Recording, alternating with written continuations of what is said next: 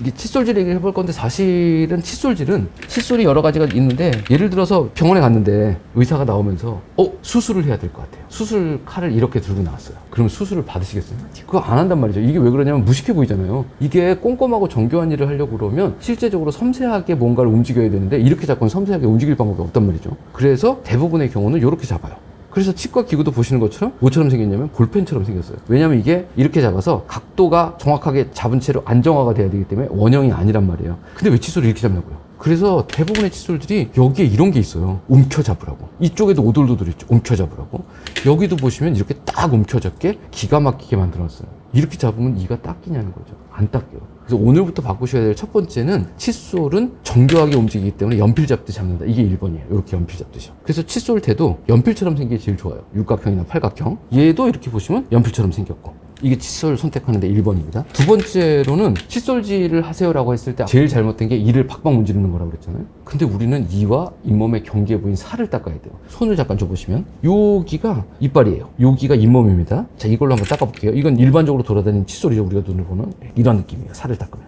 근데 여기다 누르면 이렇게까지 돼요. 요거는 끝부분을 뾰족하게 만들어 놓은 미세모란 칫솔입니다. 요건 요런 느낌이에요. 살을 닦으면. 그런데 칫솔털이 부드러우면 느낌 자체가 다 확연하게 달라요. 다르죠? 어딜 닦는 거냐? 살을 닦는 거예요. 살에 닿았을 때 살에 상처 주지 않을 칫솔을 찾아야 되는데 그러려면 부드러워야 돼요. 끝부분이 뾰족하면 이쑤시개 같이 찔러요. 또 다른 거는 정교하게 닦으려면 이를 한 개씩 닦아야 돼요. 이 하나 정도 크기면 좋은 거죠. 그래서 이렇게 놓고 보면 어금니 하나가 얼마나 생겼나 그래서 손가락을 대보면 내 손가락 반 개 정도밖에 안 돼요. 됐다 크죠? 이것도 엄청 크죠? 근데 이렇게 보시면 얘는 머리가 많이 작죠. 그래서 머리가 작은 거. 칫솔 모양은 다 결정이 됐어요. 칫솔 때는 연필처럼 생긴 거, 육각형이나 팔각형. 그 다음번에는 머리가 작은 거. 그 다음번에 칫솔 털이 되게 부드러운 거, 뾰족하지 않은 거. 이제 이걸 고르면 되는데, 자, 아까 뭐라고 말씀드렸냐면 어디가 안 닦여요?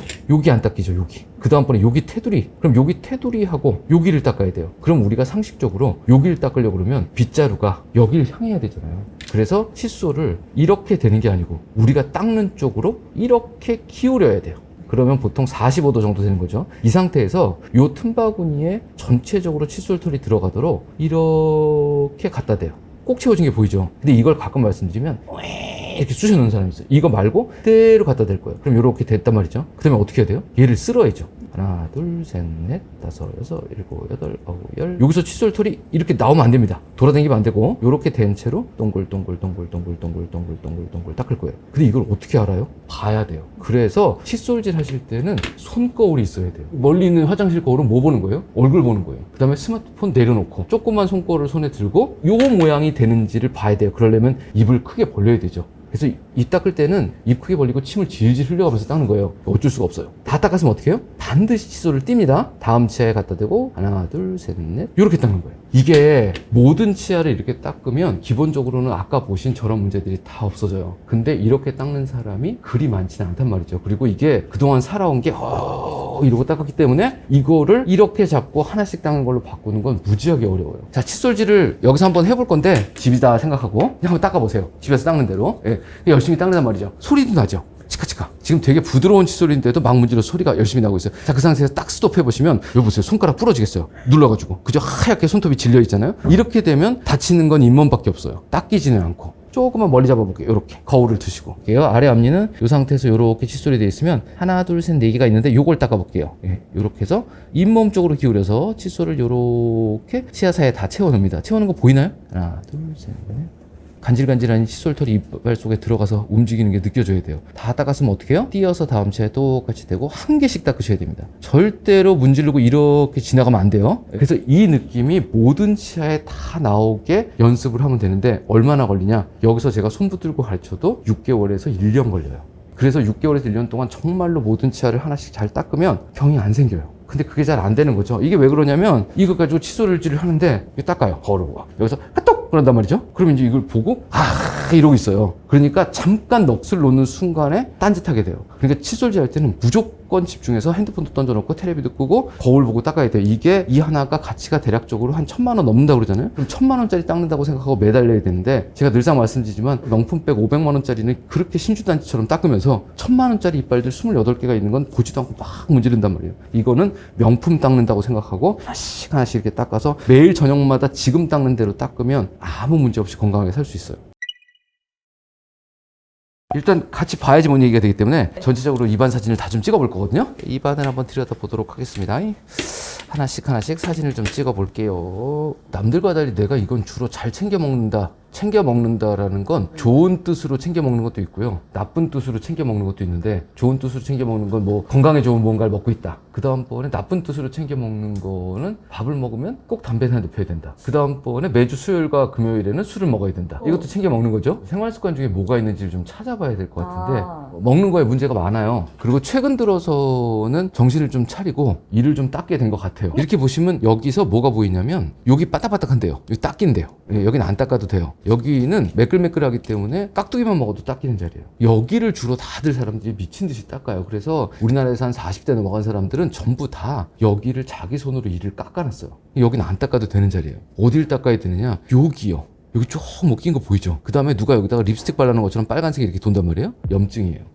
결국은 이 잇몸 테두리에 음식물 찌꺼기하고 세균이 하나가득 껴있고, 그러다 보니까 잇몸 염증이 생겼다. 이게 시간이 지나면 뼈가 녹아요, 속에서. 이걸 잇몸 질환이라고 해요. 그럼 지금 현재 잇몸 질환 환자예요. 근데 슬프게도 전 국민이 다 잇몸 질환 환자예요. 지나가는 사람 아무나 불러서 이리 와보세요. 그러고 사진 찍으면 다 이렇게 생겼어요. 근데 이 정도면 우리나라 상위 10%예요. 깨끗하다는 얘기예요. 그러면 다른 사람들은 얼마나 끔찍할까 하는 거예요. 그러니까 사람들이 잇몸에서 피가 나요 라는 소리도 나오고 여기저기 시려요 라는 얘기도 나오는 거거든요. 자, 한 칸 앞으로 가볼게요. 이놈은 그런 대로 좀 나아지죠. 잇몸 색깔도 되게 밝지요. 앞으로 오면 좀 닦는 거죠. 뭐 어쩔 수 없어요. 대부분 사람이 다 그렇단 말이에요. 그 다음에 이제 이렇게 놓고 보면 누가 봐도 그냥 썩은 것처럼 보이잖아요.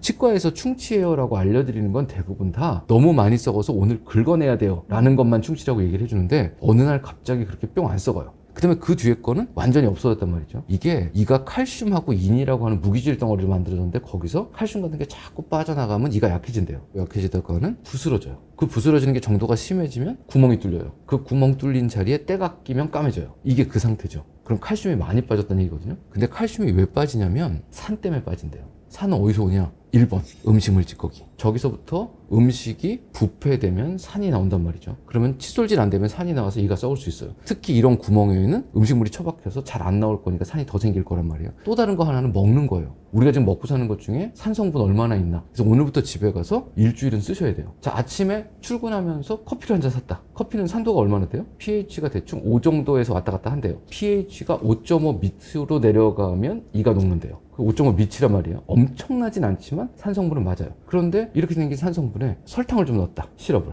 혹은 뭐 다른 걸 좀 집어넣어서 무슨 캐러멜 마끼아또 뭐 이런 게 됐다. 그럼 거기에 당분도 있는 거죠. 이 당분도 상성으로 바뀐다는 거예요. 자, 그러면 커피를 한 잔 사가지고 한 모금 먹고 놔두고 한 모금 먹고 놔두고 이러고 2시간을 먹었으면 2시간을 이빨을 절인 거죠. 그러면 이에서 칼슘이 빠져요. 그 다음번에는 이걸 먹다가 또 서랍을 열어가지고 과자를 먹으면 여기서 음식물이 썩겠죠. 그래서 결국은 음식물을 얼마나 자주 먹느냐, 빈도. 그 다음번에는 이걸 얼마나 오래 먹느냐, 음식물이 입안에 남는 시간. 이거를 한번 써보면서 이 음식이 도대체 당분, 탄수화물, 그 다음번에 산성분 이 얼마나 들었는지를 한번 조사를 해보셔야 돼요. 가끔 먹는 걸 보면 연세 드신 분들 중이나 아니면 건강을 위해서 살겠다는 사람 중에 뭐 아침마다 디톡스를 위해서 레몬을 먹는다든가 무슨 레몬수를 타먹는다든가 이게 유행이에요. 지금 홈쇼핑에서 레몬 엄청 팔거든요. 레몬 같은 경우는 산이란 말이에요. 아침마다 레몬청을 하나씩 먹는다고. 그 다음에 레몬을 짜서 먹는다는 사람도 있고, 그 다음에 유자청, 모과청 이런 청당근 거 아침마다 드시는 분들, 이런 분들은 심할 정도로 이가 사가요. 그 다음번에 산은 속에서 넘어오는 거예요. 그걸 보통 우리가 뭐 위산과다, 역류성 식도염, 그게 있어요. 그럼 뭐가 나오죠? 음식물 찌꺼기하고 위산이 올라온단 말이에요. 그게 이에 닿으면 일단 기본적으로는 이가 심하게 삭아요. 첫 번째로는 그게 있어요. 습관적으로 토하는 거. 그 다음번에는 가끔 다이어트 한다고 토하는 사람도 있어요. 이런 사람들도 이가 다 삭아요. 그리고는 나도 모르는데 넘어오는 거예요. 근데 이게 잘 때 넘어온대요. 우리가 먹으면 이렇게 식도를 타고 쭉 내려간단 말이에요. 그러면 여기서 문이 쫙 열려가지고 위로 쏙 음식물이 들어가면 쭉 조여져요. 열리면 안 되죠. 근데 토하는 건 이게 강제로 여는 거예요. 이걸 자꾸 열다 보면 이게 늘어날 수도 있대요. 그러면 넘어와요. 그래서 술이 제일 안 좋은 게 해가 떨어지면 안 좋은 알코올에다가 안주를 때려 먹고 정신이 나간 상태에서 쓰러져 자는데 그날 이를 제대로 닦는 사람이 있냐? 별로 없죠. 그런데다가 필름이 끊기면 토하기까지 하고 쇠퇴 뱉어내고는 쓰러져 잔단 말이에요. 그럼 입안이 밤새도록 강산이에요. 그리고 그렇게 해서 자꾸 식도로 넘어오는 문을 내가 열어주면 나이가 들면 슬프게도 근육이나 이런 데가 다 늘어져요. 그러면 젊었을 때 토하고 그 난리친 게 나이 들면 역류성 식도염으로 나와요. 그 앞에 건 어떤가 그러고 봤더니 지금 우리가 눈으로 보는 거 외에 2와 2가 닿았는데 우리가 안 보이는 저 밑에서 이렇게 썩으면 그건 진짜로 많이 썩을 때까지 몰라요. 그러다가 어느 날 갑자기 여기서 천장이 훅 주저앉아요. 밑에가 다 없어지는 거니까. 얘는 뭘로 찾냐면 엑스레이로 찾는 수밖에 없어요. 그러니까 치과에 가서 정기적으로 엑스레이를 계속 찍어봐야 돼요. 근데 제일 잘 보이는 엑스레이에도 이가 50% 이상 망가져야 나온대요. 오늘 엑스레이를 찍었는데 충치가 없어요. 이게 무슨 얘기냐면 오늘 50%가 넘어갈 정도로 심각한 충치가 없어요. 그럼 어떻게 해요? 6개월 후에 또 찍어봐야죠. 그리고 6개월 동안은 내가 어떻게든 그게 진행되지 않게 생활 습관도 바꾸고 칫솔질도 바꾸고 치약도 바꾸고 하면서 흔히 말하는 관리를 하면서 살아야지. 그 6개월 지나고 나서 엑스레이 나올 수도 있으니까 또 찍어보고 또 6개월 있다 찍어보고 이게 정기검진이거든요. 자, 이제 이거는 아래 앞니예요. 아래 앞니의 뒷면인데 이제 뭔가 까슬까슬한 게 보이죠. 저걸 우리가 보통 치석이라고 그런단 말이에요. 잘 보시면 여기 맨날 닦는데 여기 좀 덜 닦인데 여긴 아예 안 닦는데 그렇게 칫솔 가지고 거품 내서 난리를 치는데도 저게 낀단 말이에요. 그런데 이 면에도 우리가 현미경을 들이대면 세균이 있대요. 그런데 그 면에 한 달 동안 칫솔이 한 번도 안 닿으면 굳는데요. 두께 얼마나 돼요? 현미경 두께예요. 이게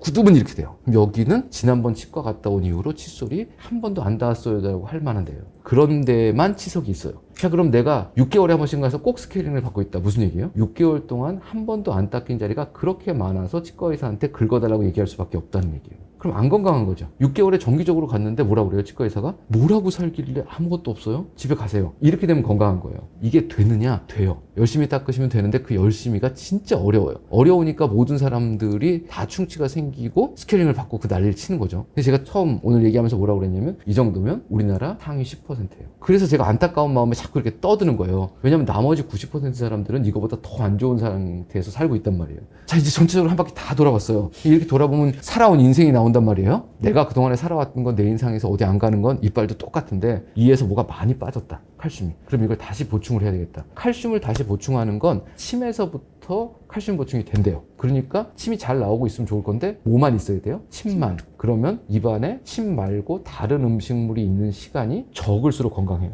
간식 먹지 말고 음료수 계속 마시지 말고 입안에 맹물하고 침이 돌아가는 시간이 길어야 되고 이걸 다시 복구시키는데 가장 중요한 역할을 하는 게 불소래요. 그래서 치약, 불소치약 열심히 쓰고 2하고 2 사이는 기본적으로는 칫솔이 안에서도 밖에서도 다 안 들어가요. 이 길이 딱 붙어 있는 자리, 요 밑이죠. 그래서 거기는 치간 칫솔이라는 걸 넣다 빼야 되는데 이게 이마다 구멍 사이즈가 다 달라요. 그래서 그 구멍 사이즈를 한번 맞춰볼 건데 집에서 알 수 있는 방법을 느낌을 아시면 내가 혼자 찾을 수 있겠죠. 한 군데 한번 넣어볼 건데요. 염증이 있으면 슬프게도 들어갔다 나올 때 피가 나요. 피가 온 잇몸에서 날 거예요. 제가 여기다 한번 넣어볼 건데 느낌이 어떤가 보세요. 요렇게 생긴 거 털 달린 걸 치간 칫솔이라고 그러죠. 요렇게 생긴 거. 이건 조그맣죠? 이건 크죠? 사이즈가 여러 가지가 있습니다. 자, 한번 넣어볼 건데 느낌이 어떤 거 보세요. 뻑뻑한 느낌이 드나요? 뭐가 살짝은 걸리는데 왔다 갔다 이런 느낌이에요. 네. 한 사이즈 큰 거 넣어볼게요. 얘도 빡빡하진 않아요. 들어는 가지만. 한 사이즈 더 큰 거 넣어볼게요. 이게 넣어도 되나? 이런 느낌이 들게 뻑뻑하게 들어가요. 이게 맞는 사이즈예요. 이걸 넣어도 되나 할 정도의 생각이 들 정도로 뻑뻑한 게 들어가면 양쪽 치아면하고 밑에 있는 잇몸 살까지 깨끗하게 닦아요. 근데 헐거운 게 들어가면 삼각형 공간에서 뭐예요? 바풀만 이렇게 밀어내고 여기 세균막이 다 붙어 있는 거예요. 사이즈가 맞는 걸 찾아야 되는데, 자, 이제 넣는 걸 좀 알려드릴 건데 여기서 어떻게 해요? 약간 잇몸을 향하듯이 해서 구멍을 잘 찾아서 여기 구멍인가 보다? 그럼 올라가듯이 쭉 넣었다 빼고, 이거 넣고 쑤시는 거 절대로 아닙니다. 이렇게 해서 모든 구멍을 찾아요. 여기 구멍이 어디 있지? 넣었다 빼고. 이렇게 해서 얘를 일주일 쓸 거예요. 그러다 보면 부은 잇몸이 가라앉겠죠. 이렇게 헐거워서 무슨 의미가 있나라는 생각이 들 때쯤 이렇게 생긴 걸로 바꿀 거예요. 그러면 다음번에는 이 사이에 다 사실 이게 들어갈 자리가 있어요. 근데 지금은 잇몸이 부어서 못 들어가는 데도 있단 말이에요. 위는 아래하고 반대예요. 잇몸을 향해서 이렇게 구멍을 찾아요. 들어간 것 같다. 그럼 약간 내려가듯이 집어넣으면 안 찔리고 충분히 집어넣을 수 있어요. 이게 이쑤시개가 아니에요. 그러니까 우리가 뭘 하는지 목적이 정확하게 돼야 되는데, 치아면에 세균막이라는 게 붙어 있잖아요. 근데 이 세균막이 병을 만들려면 얘네들이 조직화가 돼야 된대요. 그럼 서로 연결돼서 사회가 만들어진 거거든요. 이렇게 지나갔다 이렇게 나오면서 세균을 다 거기 그대로 두더라도 흐트러만 놓고 나오면 병을 만들 수가 없대요. 근데 일정 시간이 지나면 또 얘네들이 사회를 만들겠죠. 그래서 치간칫솔 쓰는 거는 하루에 한 번씩 들어가서 세균들을 흐트러 놓고 나오는 거예요. 사이에 낀 음식물을 빼는 건 아닌데 다행스럽게도 이 털 사이에 음식물이나 같은 게 걸려서 나오긴 해요. 그런데 계속 넣었다 빼도 계속 뭐가 나와요. 왜 그러냐면 입안에 침에 단백질도 있기 때문에 실제로 그 단백질 응고된 것도 나온단 말이에요. 그러니까 아무것도 안 나올 때까지 막 쑤시라는 얘기가 아니에요. 하루에 한 번만. 대신 정확한 건 면에 닿아야 되니까 사이즈가 맞아야 돼요. 그럼 여긴 요거, 여긴 요거. 이렇게 해서 맞는 사이즈를 한 번씩 넣었다 빼시는 게 되게 중요하고, 제일 많이 물어보는 게 이건데 이거 쓰면 구멍이 넓어지지 않냐? 구멍은 왜 넓어지냐? 잇몸뼈가 내려가서 구멍이 커지는 거예요. 이건 왜 내려가냐? 거기서 세균들이 병을 만들어서 닦으면 안 내려가겠죠. 그래서 하루에 한 번 맞는 사이즈를 넣었다 빼는 거 가지고는 잇몸이 내려갈 일은 전혀 없는데, 처음에 쓰면 염증 있을 때 피가 난다고 그랬잖아요. 그 얘기는 잇몸이 부은 거예요. 부은 상태에서 치간치료를 잘 쓰면 어떻게 돼요? 가라앉겠죠. 이건 건강해지는 거란 말이에요. 대신 그렇게 되면 사이즈가 커지겠죠. 그러니까 처음에 염증 가라앉힐 때는 어쩔 수 없이 사이즈가 한 단계씩 커질 수 있어요. 그런데 부은 잇몸 가지고 나는 잇몸이 여기를 채우고 있어 이러고 살면 속에선 뼈가 계속 내려가는 거니까 이거는 바보 같은 짓 하는 거예요. 그래서 칫솔질 열심히 하시고 치간 칫솔 하루에 한 번 잘 쓰고, 이러면 6개월 후에 치과 갔을 때 무슨 짓을 하길래 내 이빨보다 더 깨끗하죠? 집에 가세요. 이런 얘기를 들을 수가 있는 거죠. 들으면 그때부터는 사실 치과에서 병이 거의 안 생겨요. 그래서 열심히 닦으시는 게 되게 중요하고요. 칫솔질은 정리해서 얘기를 한번 해드리면, 첫 번째 무슨 얘기를 했냐면 부드러운 칫솔 쓰라는 얘기를 했어요. 그리고 부드럽게 연필 잡듯이 잡으라는 거. 1번이 소프트입니다. 그죠? 부드러운 거. 두 번째는요, 이게 45도 각도 이에 닿나? 이걸 하려고 그러면 입을 벌려야 돼요. 그리고 거울을 손에 들어야 된다. 그래서 입을 벌리고 닦는 걸 보라는 게 두 번째. 세 번째는 막 문지르지 말고 한 개씩 닦으라고 그랬어요. 마지막은 칫솔질은 치아를 닦는 게 아니고 치아와 잇몸을 닦는 거라고 했어요. 그래서 지금보다 칫솔을 잇몸 쪽으로 조금 더 깊이 집어넣어야 되는 거죠. 이렇게 네 가지가 원칙이에요. 그래서 이게 S, 소프트. 두 번째는 입을 벌려라, 오픈. 그 다음에 세 번째는 한 개씩 닦아라, 원 바이 원. 네 번째는 잇몸을 닦아라, 깊이, 딥. 그래서 SOOD라고 칫솔질 영업을 알려주고 지금 열심히 다니고 있는 중이거든요. 이걸 저희 치과에 오시는 분들한테 하루에 다 알려주지 않아요. 왜 그러냐면 인생이 이렇게 살아왔는데 갑자기 이걸 쏟아붓는다고 사람이 확 바뀌지 않아요. 그래서 첫날은 말씀만 드리고, 그 다음에 칫솔질하는 얘기를 모영상에서 알려드리고, 다음에 오면 그 방법대로 닦아갖고 왔는지 입안이 변화가 생겼을 거잖아요. 잇몸이 가라앉는지 보고, 그리고는 집에서 닦을 수 없는 거 깨끗하게 닦는 것들을 하면서 입에서 칫솔질 하는 방법도 다시 알려주고, 끝나고 나면 집에 가서 이 사람이 예전과 달라진 새 사람이 되냐는 거예요. 우리가 그동안에 치과에서 어이씨 고생했어, 돈 많이 썼어 이러고 나온 게 다지, 치과의 전과 후가 인생이 달라진 게 없어요. 뭐가 달라져야 되냐면 먹는 거, 생활습관 하는 거, 칫솔질 하는 거 모든 게 다 바뀌어야지 이 똑같은 일을 안 당하는데, 그냥 그러고 또 살다가 또 치과에 갔다가 또 치과에 갔다가 그러면 점점 내 이빨이 없어지는 거란 말이에요. 또 다른 문제점은 이렇게 사진을 여러 장 찍고 환자하고 이렇게 오랫동안 앉아서 얘기할 수 있는 분위기가 되면 좋겠어요. 근데 이 얘기하는 동안에 누가 저한테 돈을 줘야 돼요. 이건 사회 분위기가 바뀌지 않으면 절대로 안 되는 일이기 때문에 근처에 가서 저 치과 의사는 저렇게 방송에 나와서 이렇게 막 떠들어주는데 너는 왜 말을 안 하냐 이렇게 얘기하시면 안 되는 이유가, 누가 일을 했던 간에 소프트웨어에 관련된 비용을 기꺼이 낼 수 있는 문화가 만들어져야 의료도 좀 바뀔 거다라는 생각을 좀 하고 있어요.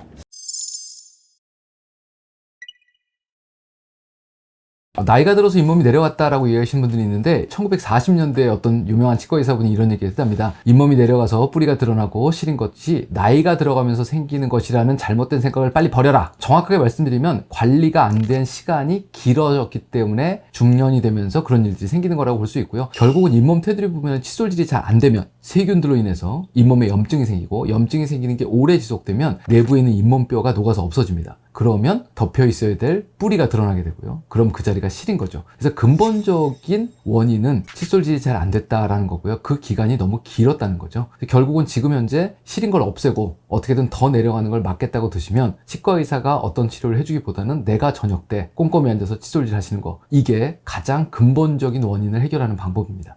전신질환이라고 얘기하는 것들, 그 다음에 만성질환이라고 얘기하는 것들, 뭐 당뇨병, 고혈압, 뇌졸중 뭐 이런 것들이죠. 이런 질환들이 대부분 몸 안에 있는 염증과 연관이 있답니다. 혈관 안으로 염증 물질이나 세균이 타고 돌아다니면 뇌로도 가고 심장으로도 가고 폐로도 갈 수 있다는 얘기죠. 그래서 혈관 안쪽으로 세균이나 염증 물질이 들어가는 건 되게 위험한 일인데, 그런 이유 때문에 우리 몸에 혈관이 열려 있는 데는 한 군데도 없습니다. 그런데 혈관이 열려있는 곳이 딱 한 군데 있답니다. 그게 바로 염증 상태의 잇몸이에요. 그러니까 결국 잇몸 염증을 가지고 계신 분들은 여러 가지의 만성 전신 질환에 나쁜 영향을 미칩니다. 그래서 미국의 외과 선생님들은 이런 얘기도 했답니다. 입안이 건강하지 않은 사람 치고 전신 건강을 얘기할 수 있는 사람은 없다라고요. 칫솔질 열심히 하시면 치매 발생률이 줄어든답니다. 뇌졸중이 줄고요. 고혈압이 관리되고 당뇨병에 좋은 영향을 미친답니다. 기본적으로 우리가 매일 할 수 있는 관리를 통해서 그런 전신질환을 조금이라도 양호하게 만들 수 있다 그러면 이건 정말로 해볼 만한 가치가 있는 일이라는 생각입니다.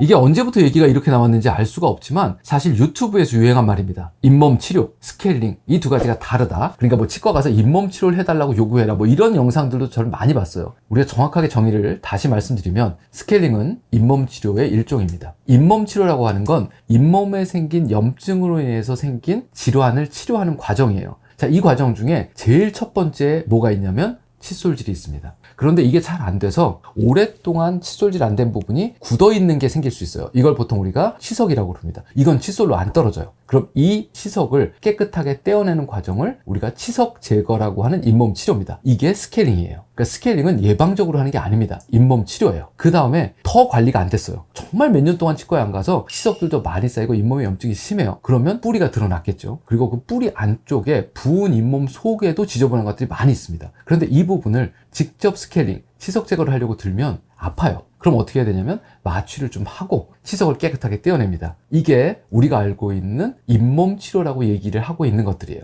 그런데 이 내부에 여러 가지 일들이 있어요. 우선 첫 번째로는 깨끗하게 이를 닦으면 부은 잇몸이 가라앉습니다. 가라앉으면 내부에 있는 것까지도 간단한 스케일링이라는 치료 과정을 통해서 깨끗하게 제거할 가능성이 높아져요. 그럼 순서가 뭐가 되냐면 마취를 하고 잇몸 치료나 수술을 받는 것 전에 스케일링을 받고 그 전에 깨끗하게 닦고, 이게 근본적인 거죠. 그러니까 나는 스케일링이 아니고 잇몸 치료를 해달라고 해라, 이건 말도 안 되는 얘기인 거죠. 모든 것들이 다 잇몸 치료의 범주 안에 들어가 있는 겁니다. 가급적이면 마취하고 그렇게 깊은 데까지 잇몸 치료를 받지 않도록 잘 관리하시는 게 잇몸 치료 해주세요라는 말보다는 훨씬 더 좋은 말이라고 생각하셔야 됩니다. 보통 우리가 스케일링이라고 하는 거는 치아에 붙어있는 이물질을 찌는 겁니다. 그래서 이물질을 한번 보여드릴게요. 자, 여기 보시면 잇몸하고 치아가 이렇게 보이는데 얘는 그런대로 잇몸 색깔이 괜찮지 않습니까? 그런데 반대쪽을 보시면 정말로 지저분한 것들이 뭐가 많이 붙어있죠. 여기도 붙어있고 여기도 붙어있고. 이게 칫솔로 안 떨어집니다. 이걸 긁으려고 긁는 꼬챙이 같은 것들을 만들어놨습니다. 그게 되게 끔찍하게 생긴 스케일러라는 도구입니다. 여기 보시면 갈고리처럼 생긴 놈이 있어요. 끔찍하게 짝이 없죠. 얘는 진짜로 날이 있습니다. 요걸 긁으면 이렇게 손톱이 긁혀요. 하지만 이는 긁으면 안 되겠죠. 그래서 이거는 치료하는 의사의 기술이 되게 중요한 겁니다. 요게 이제 한 가지 기구예요. 또 다른 거 하나는 이렇게 보시면 이거는 날이 없어요. 근데 이게 어떻게 뛰느냐? 이렇게 생긴 기구 끝에 전기하고 물이 연결이 되면 이 끝부분이 진동을 해요. 우리 눈에 보이지 않을 정도로 미세하게 떱니다. 그 떠는 기구의 이름을 초음파 스케일러라고 불러요. 그러면 막 떨고 있는 거를 지저분한 게 갖다 대면 어떻게 돼요? 때려서 뛰는 거죠. 통통통통 치는 겁니다. 이게 우리가 초음파 스케일링 할 때 느끼는 느낌입니다. 이걸로 쑤시거나 파거나 긁는 게 아니에요. 대고만 있는 겁니다. 그런데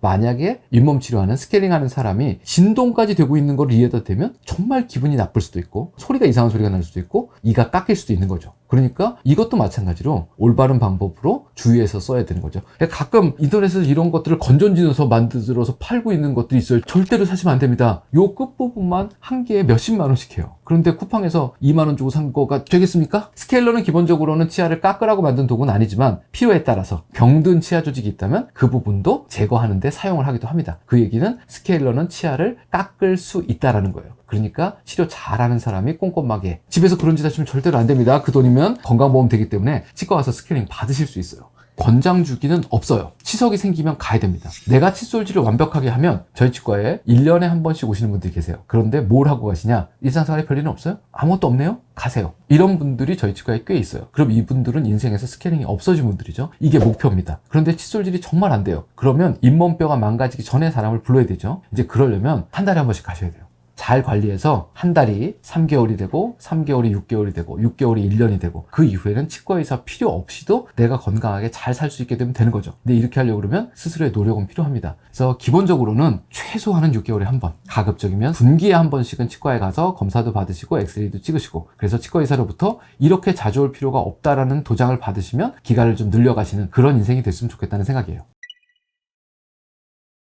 스케일링을 하자라고 치과의사가 얘기했으면 치석이 있어야 라는 얘기예요. 그 얘기는 염증이 있어야죠. 근데 염증 있는 잇몸은 건드리면 피납니다. 그러니까 스케일링을 할 때 피가 안 나요라는 건 치석은 있지만 잘 닦아서 염증은 없는 상태예요. 뭐 예를 들면 방송을 보시고 내가 잇몸에 치석도 있고 염증도 있는데 정말로 잘 닦아야겠다. 그래갖고는 2, 3주를 정말 열심히 깨끗하게 닦았어요. 그러고 난 다음에 치과에 가면 치석이 덕지덕지 있는데 잇몸에 염증 별로 없어요. 이런 분들은 스케일링 할 때 피가 적게 나거나 안 납니다. 그런데 그냥 간 사람은 염증도 있을 거니까 피가 나겠죠. 스케일링 하다가 피가 너무 난다고 치과의사가 내 잇몸을 썰어놨나? 이런 걱정은 안 하셔도 됩니다. 염증 때문에 피가 나는 겁니다. 기본적으로 부분 스케일링이라는 건 없다라고 보는 게 맞아요. 우리가 눈에 제일 많이 보이고 치석이 많이 끼는 부위가 있어요. 그런 부위들이 대부분 아래 앞니, 그 다음에 아래 어금니의 안쪽, 위에 어금니의 바깥쪽 뭐 이런 부분들이 치석이 많이 생긴다고 해요. 치석이 정말 거기만 생겼을까요? 다른 부분들도 생긴다는 얘기입니다. 그러니까 부분적으로 스케일링 한다는 건 나머지 남아있는 치석들은 그냥 두고 있다는 얘기예요. 그리고 스케일링하는 비용이 건강보험이 적용되면 1년에 한 15,000원 정도가 본인 부담금으로 알고 있고요. 그 다음에 내가 돈을 다 내면 한 6만원, 7만원 정도가 되는 걸로 알고 있어요. 6개월에 6만원이면 한 달에 10,000원이고요. 3개월에 6만원이면 한 달에 2만원이에요. 막말로 커피값이나 담배값밖에 안 되는 그런 정도인데 실제로 이 돈을 아끼기 위해서 버티고 버텨서 잇몸이 망가진 후에 1년에 한 번 스케일링을 받겠다는 거는 별로 안 좋은 생각입니다. 여러 번 말씀드리지만 그 돈을 아끼시는 가장 좋은 방법은 내가 매일 열심히 닦아서 전혀 안 쓰는 거예요. 스케일링 없이 살 수 있다는 거 좀 믿으시고 내 손을 좀 움직여서 열심히 좀 닦아보시길 바랍니다. 일단 기본적으로 스케일링은 치아에 붙어있는 이물질을 제거하는 거예요. 내가 이가 다 빠지고 3개만 남아있다. 그런데 여기 이물질이 붙어있으면 어떻게 해요? 닦아야 됩니다. 그러니까 치아의 개수와 상관없이 열심히 닦아야 돼요. 또 다른 거는 임플란트에도 치석이 붙어요. 그럼 임플란트에도 붙은 치석은 띄워줘야 되는 거죠. 그러니까 음식을 섭취하는 모든 사람들에게 칫솔질은 필수고요. 이 필수적인 칫솔질이 스스로에 의해서 부족하다고 판단되면 치과 의사가 도와야 되는 건데 이게 스케일링입니다. 그러니까 뭐와 상관없이 치과에 가셔서 검진받고 필요하다면 스케일링 받으셔야 됩니다. 잇몸에 상처가 좀 있겠죠. 왜냐면 지저분한 걸 떼어내면서 미세하게라도 다친 부분들도 있을 거니까 자극적인 거 먹으면 조금 더 아플 수도 있어요. 또 다른 거는 쓰레기에 덮여 있었던 뿌리가 드러났어요. 그럼 여기가 어떻게 해요? 민감하겠죠. 그러니까 찬 거나 이런 거 먹었을 때 스케일링 같더니 시리다 이렇게 느끼실 수 있어요. 그런데 3일만 안 닦으시면 시린 게 없어집니다. 왜요? 쓰레기가 도로 덮이거든요. 그럼 어떻게 해야 돼요? 시리더라도 매일 꼼꼼하게 잘 닦으시면 그 시린 치아 뿌리 표면에 침에 있는 칼슘, 그 다음에 치약에 있는 불소들이 가서 붙습니다. 그러면 일주일 지나면 조금 덜해지고 한 달 지나면 시린 게 거의 없어질 정도예요. 이거는 깨끗하게 시린 게 없어지는 거고 안 닦으면 2, 3일 만에 금방 시린 게 없어져요. 쓰레기에 덮여서. 그러니까 스케일링 후에 시리더라도 그 부위를 조금 더 세심하고 꼼꼼하게 닦아서 건강한 치아 표면이 단단해질 수 있도록 도와주셔야 됩니다.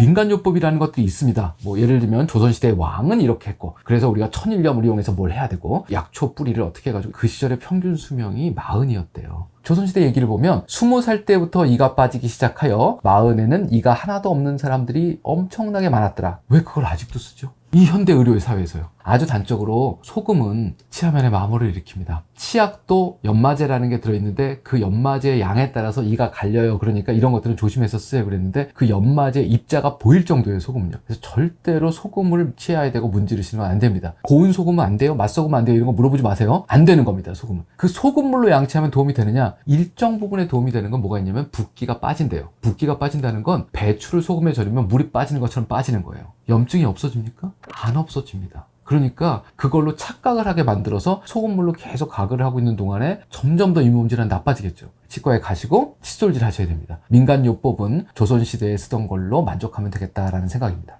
잇몸약이라고 해서 약국에서 팔고 있는 것들을 드시고 계신 분들이 계세요. 그런데 일단 치과의사 입장에서는 왜 잇몸약을 드시죠? 라고 물어볼 수밖에 없습니다. 치료의 방법이 명확하게 밝혀져 있고요. 질병의 원인도 정확하게 알려져 있어요. 그럼 결국 이걸 하면 잇몸 질환이 낫는다는 게 100% 알려진 겁니다. 뭐죠? 칫솔질을 하고 원인이 되는 염증을 제거하고 내 손으로 안 되면 치과에서 스케일링과 잇몸 치료를 잘 받고 이게 100% 알려졌는데 왜 약을 먹냐는 거죠. 왜요? 치과 가기 무서우니까. 잇몸에서 피가 나니까 이가 흔들려서 뽑아야 된다고 하니까 버텨보고 싶어서. 근데 이게 치료가 아닌 거예요. 버티고 계신 거란 말이죠. 실제적으로 잇몸약의 대부분은 염증을 조금 줄여주려고 노력을 하거나 염증을 없애지 않습니다. 혹은 피가 나는 걸 좀 멎게 해주거나 지혈 성분이에요. 이것도 염증을 치료하는 약이 아닙니다. 이런 것들을 이루어진 것들이에요. 그래서 잇몸 치료를 하는 과정 중에 먹으면 조금 그래도 효과가 있지 않겠니? 라고 하는 정도지 얘가 치료제가 아니라는 겁니다. 그러니까 그걸 드시면서 집에 계속 계시는 동안에 잇몸은 점점 더 나빠져 있어요.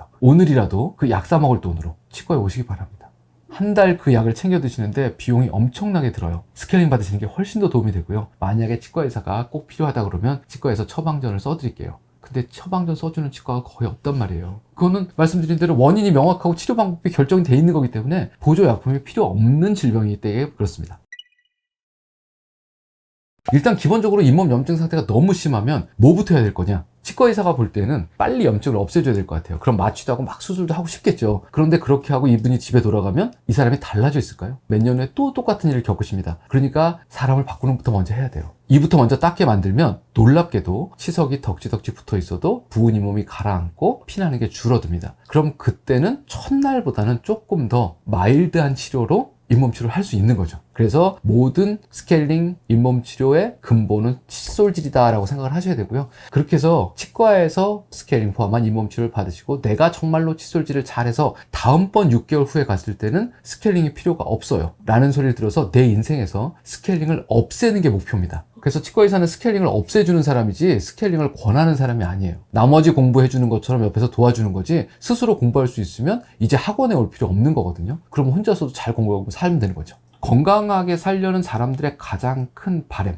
아프지 않았으면 좋겠다. 아프지 않으려면 어떻게 해야 되죠? 몸에 영양분이 충분히 섭취가 돼야 돼요. 그런데 젊었을 땐 돌도 씹어 먹는다 이런 얘기가 있어요. 왜냐면 대충 먹어도 위에서 막 이렇게 해가지고 보내요. 근데 나이가 들면 나도 힘들다, 적당히 잘 씹어서 보내라. 그러니까 곱게 잘 갈려서 분쇄된 음식물을 넘겨야 소화기관들도 부담감이 적게 드는 거죠. 그리고 영양분이 골고루 배분이 되겠죠. 결국은 씹으셔야 됩니다. 그런데 잇몸 질환 때문에 이를 씹을 수가 없어요. 이를 뽑았어요. 틀니 때문에 뭘 먹을 수가 없어요. 이렇게 되면 가장 기본적인 영양분의 섭취가 안 되는 거예요. 수명과 연관성이 있습니다. 삶의 질과 연관성이 있고요. 그 조금보다 젊은 시절로 돌아가 보면 충치 때문에 이가 아파요. 그러면 치과 가서 치료를 받아야 돼요. 자기 시간 쓰죠. 돈 쓰죠. 그러고 난 다음에 이는 인공물질로 대체가 됩니다. 이때 내가 20살 때 여기 금으로 하나 떼었고 레진으로 하나 떼었을 때 정신을 바짝 차리면 더 이상의 그런 일들이 안 일어날 텐데 치과 가서 돈만 쓰고 고생만 하고 나는 변한 게 아무것도 없으면 몇 년 후에 금이 하나씩 늘어가다가 크라운이라는 걸로 바뀌고요. 그 크라운이 40대 중반에서 50대가 되면 임플란트로 바뀝니다. 이렇게 바뀌어 나간 건 나이가 들어서가 아니고요. 내가 집에서 관리하는 게 전혀 바뀌지 않았기 때문에 그런 겁니다. 최근에 치과 갔다 오셨으면 내가 치과 가기 전과 후 뭐가 달라졌는지 가슴에 손을 얹고 생각을 한번 해보세요. 이게 안 달라지면 계속 이는 망가지는 겁니다. 인생에 있어서의 엄청난 비용이에요. 시간, 비용, 그 다음번에 고통, 그리고는 전반적인 건강에 미치는 수명까지도요. 오늘부터 칫솔질을 바꾸시면 인생이 달라집니다.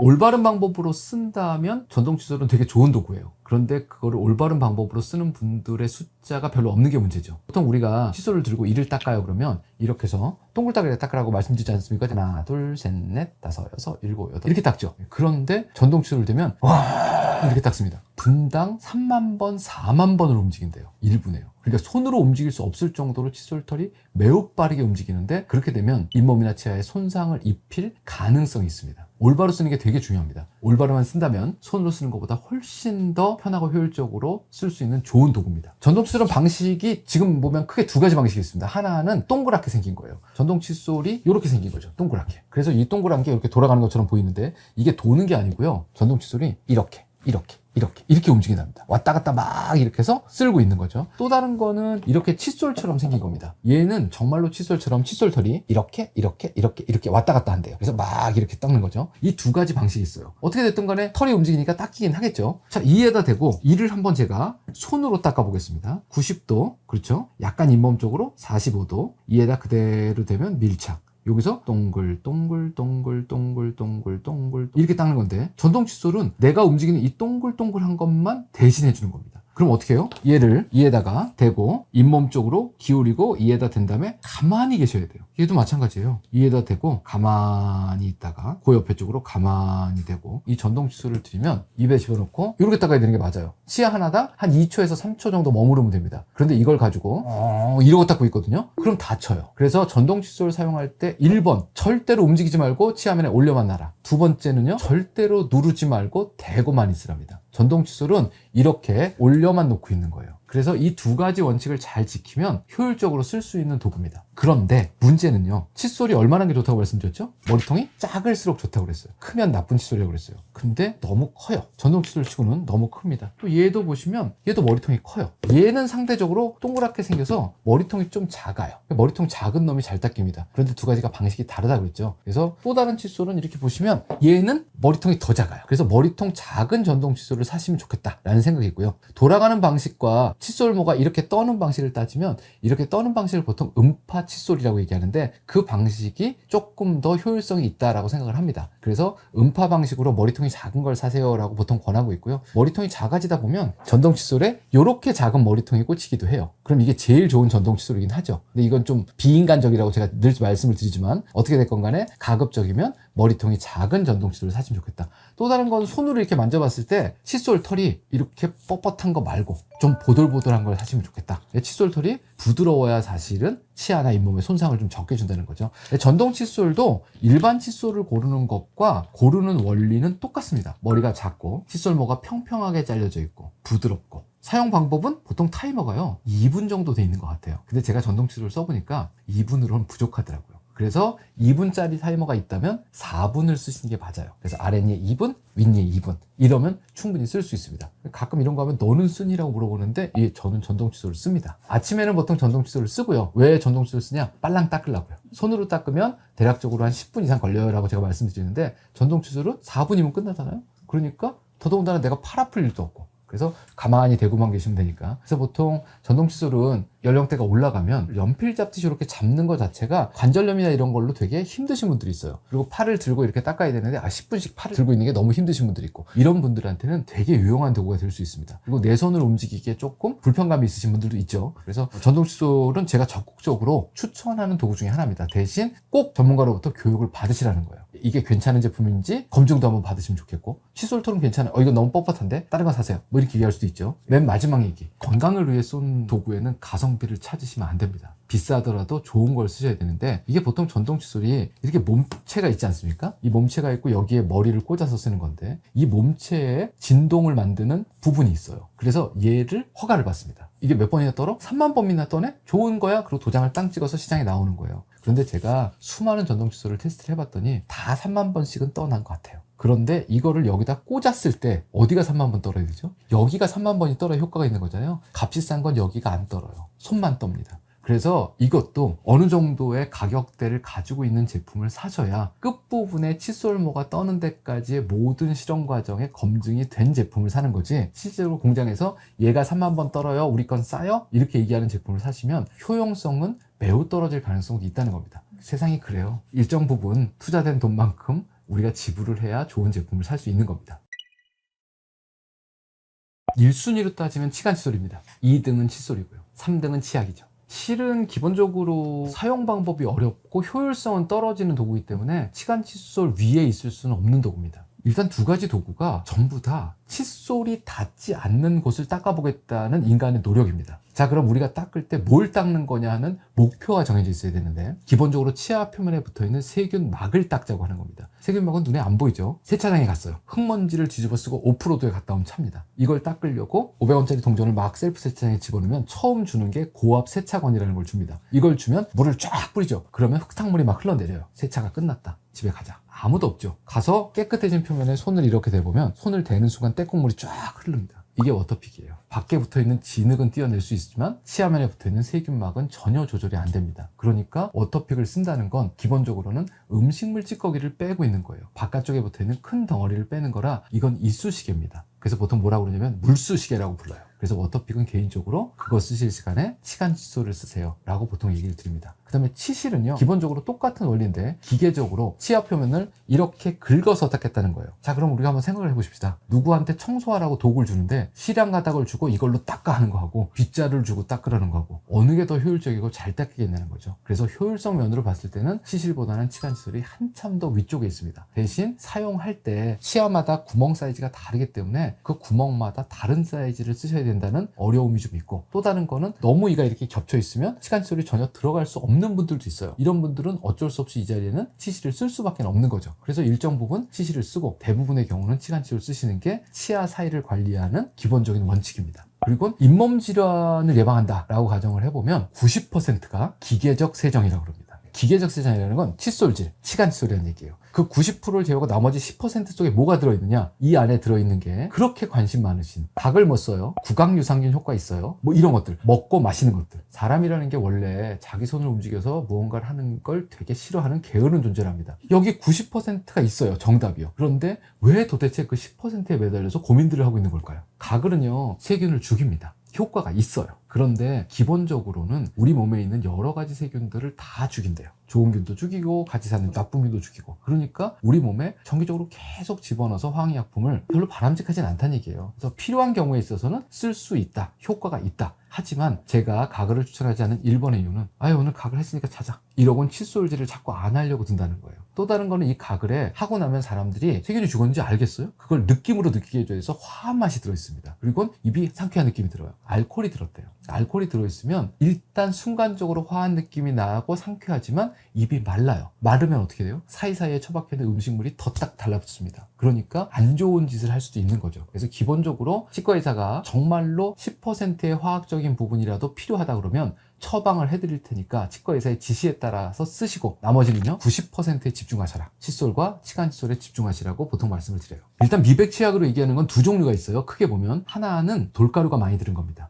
팍팍 문질러서 이빨 표면을 깎아서라도 희게 보이게 만들어주겠다. 절대로 쓰시면 안 되는 건데 참 다행스럽게도 국내에는 그렇게 많은 부분의 수입이 안 돼 있어요. 국산 치약 중에는 거의 없는 걸로 알고 있습니다. 연마제 많이 들어있는 거. 가끔 수입 치약 중에 흡연자를 위한 치약이라든가 커피 마시는 사람들을 위한 치약이라든가 이렇게 광고하는 것들은 연마제가 많이 들어있을 가능성이 매우 높습니다. 웬만하면 안 쓰시면 좋겠고요. 그렇게 착색이 생기면 커피를 줄이시거나 담배를 끊거나 아니면 치과에 가서 착색 제거를 받으시는 게 맞아요. 치아 손상 없이 착색된 건 깨끗하게 닦아드릴 수 있어요. 자, 또 한쪽은 정말 치과에서 미백 치료하는 것과 같은 원리를 가진 치약이 있습니다. 그 성분이 과산화수소라는 성분인데 거품 나는 성분이죠. 여기서 산소방울이 나온대요. 그래서 산소방울이 치아 표면에 붙어있는 때를 잡아서 빼는 겁니다. 옥시크린이죠. 원리는 똑같아요. 그런데 농도에 따라서 효과가 많이 달라요. 우리 치아가 매끈해 보이지만 현미경으로 보면 미세한 구멍들이 뚫려 있답니다. 이 구멍 속에 때가 끼는 거예요. 그럼 색깔이 누래지거나 좀 어두워 보이겠죠. 요거를 쏙쏙쏙쏙 잡아 빼는 건데 대략적으로 치과에서 사용하고 있는 건 제일 낮은 농도가 10%랍니다. 그런데 일반인이 쓰는 치약이라든가 모든 미백 제품에는 3% 이상 들어갈 수가 없대요. 그런데 이 10%의 미백약, 치과에서 처방해드리는 미백약은 어떻게 사용하냐면 자기 이에 딱 맞는 틀을 본을 떠서 만들어요. 그럼 이에 밀착이 되겠죠. 덮어 씌운 것처럼. 거기다가 미백약을 통통통통 차서 딱 끼는 겁니다. 그러면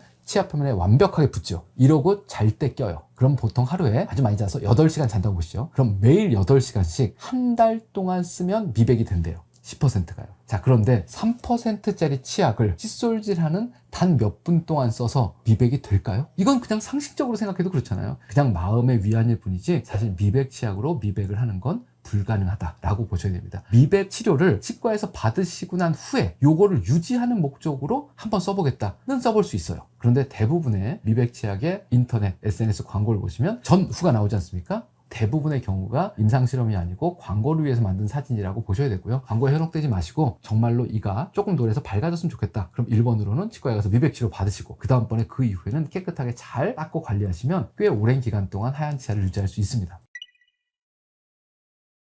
일단 기본적으로는 교정치료 그러면 사람들의 머릿속에 있는 건 여기 이렇게 철길이 깔리는 거죠. 교정장치가 붙고 철사가 지나가는 건 이를 움직이는 겁니다. 이 하나하나를 움직이는 거죠. 근데 이는 어디 있어요? 뼈예요. 그죠? 윗턱과 아래턱에 들어있단 말이죠. 그런데 윗니가 아주 가지런해요. 아랫니도 너무 가지런해요. 씹어봐 그랬더니 이렇게 씹어요. 그럼 이건 아무 쪽에도 쓸모가 없는 거죠. 얘는 누가 잘못했어요? 바닥에는 뼈가 안 맞는 겁니다. 이런 것들을 우리가 골격성 부정교합이라고 그래요. 이 골격성 부정교합 중에 제일 잘 알고 계시는 건 주걱턱이에요. 주걱턱은 이를 다 빼도 주걱턱입니다. 이가 잘 물릴 수가 없죠. 그거는 언제부터 봐야 될까요? 어렸을 때부터 봐야 돼요. 영구치가 낫느냐 안 낫느냐와 상관없이. 그래서 교정 전문의가 보면 얘는 골격이 정상인 것 같아요. 그러니까 6개월에 한 번, 1년에 한 번씩 정기검진만 하다가 이가 삐뚤어지면 그때 보도록 해요. 이렇게 얘기할 수도 있고요. 얘는 골격적으로 문제가 있어요. 주걱턱인데요. 지금 바로 치료 시작해야 될 것 같아요. 그럼 4살 때부터 시작을 합니다. 이 판단은 엄마가 해서도 안 되고 옆집 엄마가 해서도 안 됩니다. 누가 해야 되죠? 교정 전문의가 해야 됩니다. 그래서 애가 의사소통이 될 만한 나이쯤 되면 교정과 의사한테 검진을 꼭 받으시길 바라는데 국제적으로 표준이라고 얘기하는 건 아래 앞니가 빠지고 영구치가 나오는 거, 그게 보통 초등학교 입학할 시절이거든요. 그때는 반드시 교정 전문의 검사를 꼭 받으세요라고 권장을 하고 있습니다. 일단 기본적으로는 어렸을 때 했으면 골격적인 걸 뭔가를 좀 더 해줄 수 있었을 것 같아요. 하지만 이제는 골격적인 치료를 할 수 있는 시기는 지났어요. 그러니까 주어진 환경에서 어떤 치료를 해야 될지 고민해 봅시다. 보통 이렇게 치료가 진행이 되는 거죠. 그러니까 시기마다 가능한 치료가 있고 안 되는 치료가 있지만 모든 시기마다 가능한 방법들은 다 남아있어요. 나이가 5살부터 시작해서 예를 들면 80살까지 전 연령이 교정치료가 가능한 연령입니다. 그 유지장치를 치료 받으신 분들이나 아니면 옆집 환자들도 저한테 되게 많이 물어보시는데, 유지라는 건 이런 거예요. 이가 여기 있었어요. 그런데 교정치료를 해서 일로 데려왔습니다. 그럼 이사가 온 거죠. 그럼 얘는 자기 집에 가고 싶어 해요. 자꾸 일로 돌아가려고 합니다. 이걸 우리가 재발이라고 불러요. 얼마 동안 일어나느냐? 이동이 끝난 후에 2년 정도는 재발 성향이 있다고 그럽니다. 그러면 오늘 치료 시작해서 이를 막 움직여서 여기서 치료가 끝났어요. 그럼 오늘 교정장치를 띄워냈단 말이죠. 그럼 얘를 이 자리에 잘 붙들어 놔야 됩니다. 얼마 동안요? 2년 동안. 그런데 꼭 붙들어 놓으려면 만약에 꼈다 뺐다 하는 유지장치면 정말로 하루 종일 열심히 잘 끼고 있어야 되는데 잘 때만 끼고 주머니에 들어있거나 아니면 엄마가 볼 때만 끼거나 그럼 무슨 일이 생길 거냐면 재발이 생기겠죠. 그래서 교정과 의사들이 뒤에다가 철사를 대고 아예 붙여놓는 거예요. 그런데 이 붙여놓는 철사는 유지는 잘 할 수 있을지 몰라도 그 테두리에 무언가가 많이 낍니다. 그러면 잇몸뼈에 염증이 생기거나 뼈가 내려갈 수도 있는 거예요. 이건 건강상의 문제를 만드는 거죠. 그럼 뭘 선택해야 되느냐? 꼈다 뺐다 하는 장치를 끼면서 잘 끼고 칫솔질 잘하는 거. 이게 베스트일 수도 있어요. 그런데 철사를 붙였다면 남들보다 훨씬 더 열심히 그 철사 주변을 닦지 않으면 그 자리에서 문제가 생길 가능성이 크다는 겁니다. 자, 그래서 2년을 정말 어떤 방법이든 잘 잡아놨어요. 이제 나는 이렇게 생긴 사람이었어 라고 교정치료했던 기억을 잊어버리면 됩니다. 성실하게 관리는 교정치료가 끝났잖아요. 그럼 결국은 일반적인 칫솔질 하는 거하고 똑같습니다. 그래서 제가 늘상 말씀드리는 원칙을 잘 지켜서 칫솔질 하시면 되고, 대신 뒤에 철사가 붙어 있는 분들은 더 신경 쓰셔야 되는 게 그 철사 주변은 조그만 칫솔이죠. 이렇게 머리통이 작은 칫솔이 있습니다. 이걸 반드시 쓰셔야 됩니다. 이걸 가지고 그 철사 주변을 꼼꼼하게 하나씩 닦지 않으시면 갈 때마다 뒤에 치석이 생겼고 스케일링을 해야 된다는 얘기를 들으실 거고, 유지 기간 동안. 그럼 그 다음에 어떻게 돼요? 유지기간이 끝난 후에 아래쪽에 치아 사이에 잇몸 내려간 구멍이 뚫린 걸 만나시게 될 거예요. 그러면 가지는 하지만 잇몸뼈가 내려간 사람이 되는 거죠. 열심히 닦으셔야 됩니다. 다른 방법은 없어요. 사랑니는 공식적인 명칭이 이렇습니다. 우리 어금니 중에 큰 어금니 뒤에 2개씩 있어요. 그래서 그거를 제1대구치, 제2대구치라고 합니다. 큰 이빨이라는 거죠. 사랑니의 공식적인 명칭은 제3대구치예요. 세 번째 어금니라는 겁니다. 이 어금니가 전제 조건이 있습니다. 똑바로 나오고 위아래가 씹히면 쓸 수 있어요. 그런데 전 인구의 몇 %가 되지 않습니다. 대부분의 사람들은 그 사랑니가 4개가 다 있지 않고, 누군 2개만 있고 누군 3개만 있고, 이러면 어쨌건 씹히지 않겠죠. 나와도. 또 다른 거는요, 사랑니가 이렇게 있는 상태에서 똑바로 올라와주면 좋겠는데 쓰러져 있고 자빠져 있고 누워 있습니다. 대부분이 그래요. 그러니까 얘는 쓸 수가 없어요. 쓸모가 없는 겁니다. 어떻게 해야 돼요? 뽑아야 되는 거죠. 왜 뽑느냐? 예방적으로 뽑는다 그럽니다. 기본적으로 사랑니는 아래를 기준으로 놓고 말씀드리면 이렇게 된 상태에서 이렇게 나온 애들이 제일 많아요. 요 사이에 뭐가 낄까요? 음식물 찌꺼기가. 누가 망가질까요? 사랑니가. 빼버리면 돼요. 얘 망가진 거는요. 이렇게 껴 있었으면 얘가 망가진단 말이죠. 그래서 사랑니를 미리 빼지 않으면 써야 되는 앞에 어금니가 망가질 수도 있기 때문에 미리 빼내세요 라고 얘기를 하는 겁니다. 또 다른 거 하나는 뼛속에 들어있는데 괜찮아요? 괜찮을 수 있죠. 그런데 뼛속에 들어있을 때는 이가 얇은 막에 둘러싸여 있대요.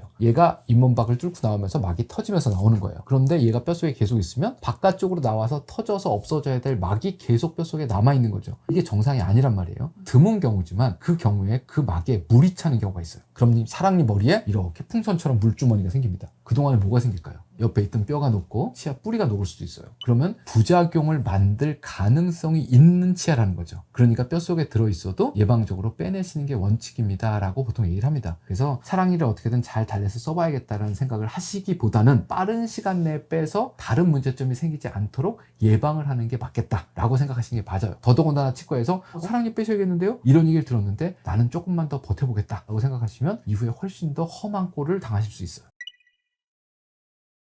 우리가 이를 보면 이렇게 보이지 않습니까? 머리가 있고 잇몸이 있고. 그런데 얘를 단면들을 보면 이렇게 돌려보면 단면들이 보여요. 자, 제일 바깥에 하얀색이가 우리가 눈으로 보는 딱딱한 이빨입니다. 근데 그 안쪽 두 번째 층에는 약간 노리끼리한 이가 있어요. 그 노리끼리한 이 안쪽에는 신경이 있습니다. 그런데 바깥쪽에 비해서 까맣게 썩은 게 첫 번째 층을 다 없애고 두 번째 층까지 다 없애고 신경까지 닿으면 이 신경 안에 염증이 생겨요. 이러면 이 안쪽 부분에 염증 생긴 신경을 제거해야 됩니다. 정말로 충치의 마지막 단계가 신경치료예요. 신경을 치료하는 게 아니죠. 신경을 제거하는 겁니다. 없애는 거예요. 그래서 여기서부터 시작해서 저 안에 뿌리 끝에 있는 관까지를 전부 다 신경을 제거하고 그 다음에 이 안을 깨끗하게 청소를 하고 그 다음번에 이 안에 의료용 재료를 채워 넣는 겁니다. 이게 신경치료인 거예요. 결국은 치아의 신경이 없어지는 치료입니다. 여기까지 가려면 진짜로 오랜 시간 동안 치과에 안 가고 방치하셨던 그런 분들만 겪는 그런 치료입니다. 안 하셔야 돼요. 근데 신경치료를 안 하면 그 다음번에는 방법이 없어요. 이 안에까지 염증이 다 있으니까 어떻게 해야 돼요? 뽑아야 됩니다. 그리고는 임플란트를 씹는 거예요. 그러니까 이게 치아를 지킬 수 있는 마지막 치료입니다. 신경치료를 하고 나면 이 안에 내부에 신경과 혈관이 없어진 거예요. 그러면 영양 공급이 안 되는 상태입니다. 그러면 이 이는 푸석푸석해질 수 있다는 얘기예요. 이에 힘이 없어요. 씹으면 어떻게 될까요? 잘못하면 이가 반으로 쪼개집니다. 그럼 뽑아야 돼요. 그렇게 애써서 신경치료 한 거예요. 그럼 어떻게 해야 돼요? 위에서 이렇게 머리를 덮어 씌워 놓으면 이가 깨질 확률은 없어지는 거예요. 신경치료한 치아는 무조건 씌워야 됩니다. 이게 원칙이에요. 맨뒤 어금니요? 100%입니다. 무슨 고민하고 자식할 게 없이 무조건 씌워야 돼요. 힘들고 불편하더라도 뽑고 임플란트 씹는 것보다는 내 치아를 고쳐서 쓰는 게 훨씬 더 좋은 선택이에요. 그러니까 치과의사가 신경치료 해야 될 것 같습니다 라고 하면 도망가지 마시고 어디 가지 마시고 어떻게든 매달려서 이 치아를 살리셔야 됩니다. 이게 치아란 말이죠. 여기 테두리에 주로 문제가 생긴다고 그랬어요. 그래서 염증이 생기면 잇몸뼈가 녹아서 없어지고 그러다 보면 이가 훌러덩 빠진다고 그랬죠. 빠졌어요. 그러고 난 다음에 여기 임플란트가 들어간 거죠. 임플란트 테두리에는 염증이 안 생길까요? 여기를 안 닦으면 똑같이 임플란트 테두리에 염증이 생깁니다. 결국은 임플란트 주위염이라는 어려운 얘기는 치아가 있었을 때 잇몸 염증이라는 것과 똑같은 얘기예요. 이분 임플란트 왜 하게 됐죠? 잇몸 염증 때문에 이가 빠져서. 임플란트가 들어가고 난 다음에 이 사람은 100% 바뀌었을까요? 안 바뀌었으면 임플란트 염증이 똑같이 생깁니다. 그런데 내 치아는 50년을 버텨주고 돌아가셨어요. 임플란트는 그 정도 버텨줄까요? 못 버팁니다. 임플란트는 훨씬 더 빠르게 망가집니다. 그럼 임플란트 하신 분은 정신을 똑바로 차리셔야 돼요. 내가 왜 임플란트 하게 됐지? 칫솔질이 안 돼서. 그럼 하고 난 다음에 수술 받느라고 고생했어, 돈이 많이 들었어, 이게 아니고 다른 치아를 지켜야겠다, 임플란트는 오래 써야겠다. 그러면 내가 오늘 저녁부터 칫솔질하고 치간칫솔 쓰는 게 100% 달라지지 않으면 임플란트 주위염으로 임플란트를 수년 후에 빼게 되실 겁니다. 임플란트를 아무리 치과의사가 잘 심어 줬어도요.